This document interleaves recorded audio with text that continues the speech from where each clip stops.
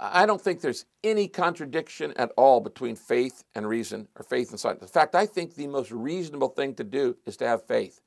I was recently, well, it was actually now a couple years ago, spoke at the TED conference, and they put me between two atheists, and Dan Dennett on one side and Michael Shermer on the other side. And I listened to their presentation. The fact is, I don't have enough faith to be an atheist. It takes far more faith to be an atheist than it does to believe that this was created, that there's a design and designer.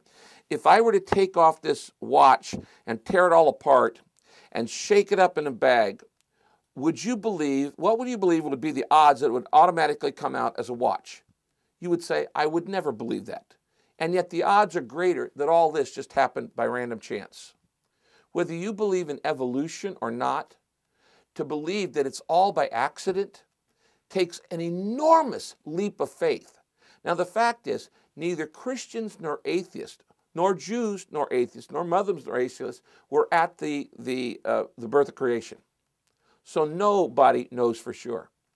So the truth is, everybody believes it by faith. Atheists believe in faith, by faith, except there is no creator.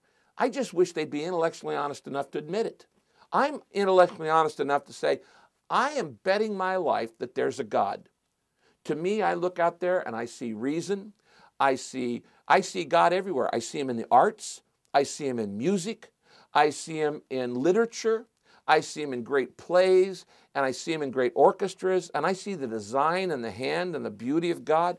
To me, to have to explain this away as an accident, there's so many things, wonderful things in life, that there's no rhyme or reason for.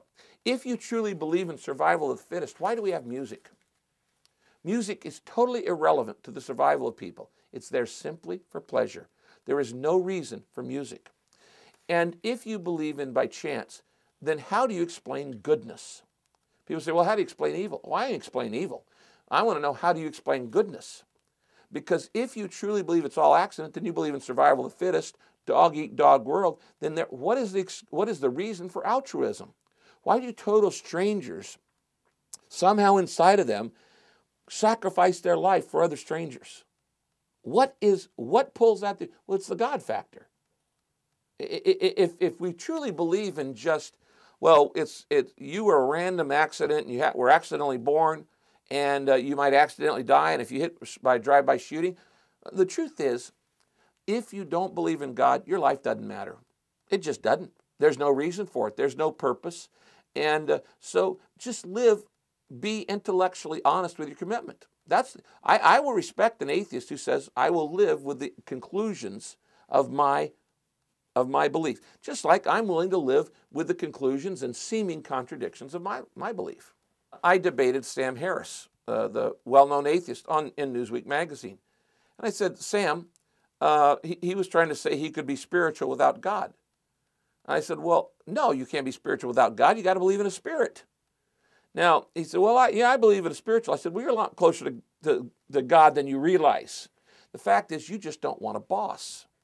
I ask a person, say, if there was a God, just suppose there was a God, would you have to change anything in your lifestyle? Well, probably, yeah. Well, then the real question is not, is there a God or not, but why don't you believe in God? I'm never interested in the fact that people don't believe in God. So what? I mean, people expect me to get upset about that. You don't believe in God? Big deal. I want to know why you don't believe in God. Do you really believe it for intellectual reasons, or is it really just a cover because I don't want to change I don't want a boss in my life. I don't want somebody telling me what to do. It's like, well, the Holocaust deniers. Well, I want to deny the Holocaust because it's uncomfortable for me. Well, that's ridiculous. The Holocaust happened. And whether people deny it or not, it happened. And maybe they want to deny it, but it happened. And so, just like we've been working in Rwanda, they're genocide deniers. Well, it happened.